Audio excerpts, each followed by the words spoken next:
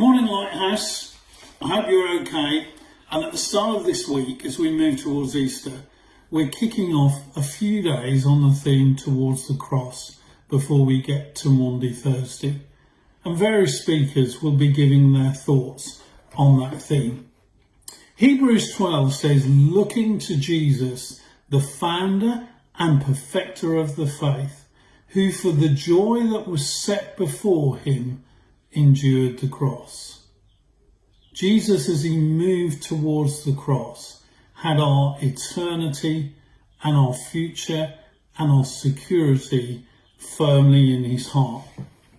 Just over a year ago, when Pastor Steve was with us from Uganda, we were having a conversation in Leadership Locker with him one day about why it is very often in our country not many of the worship songs are about heaven. We asked him why he thought that was. His response to this was, you think you've got heaven already. Those were challenging words that are still ringing in my head on many occasions. We're secure as a culture in our consuming of all sorts of things. But what's going on now at this present day has shown how fragile the whole thing is. It's shown how fragile how society could be and how it soon can very easily be taken away. We don't think otherworldly, but our hope for the future comes from the future.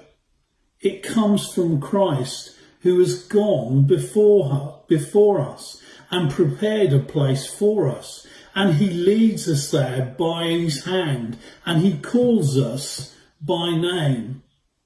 See your Christ, see your hope, the one who has secured your future. As we move towards the cross, as we see our security is rock solid. D.L. Moody, the famous old evangelist from America, said this about heaven. He said, we talk about heaven as if it's far away.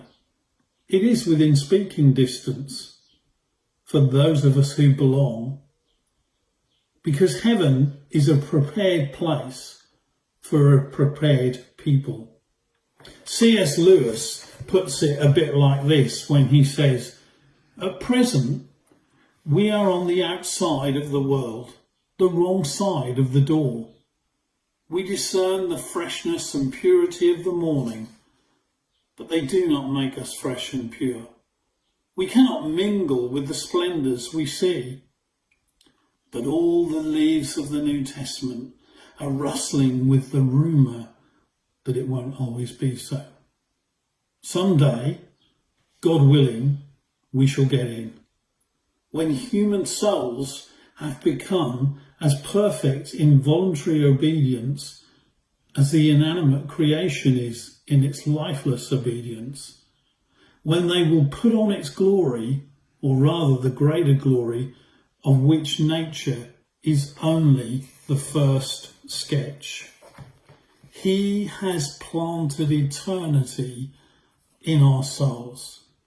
And because of the Christ, because of the cross, that joy is set before us and nothing can take it away.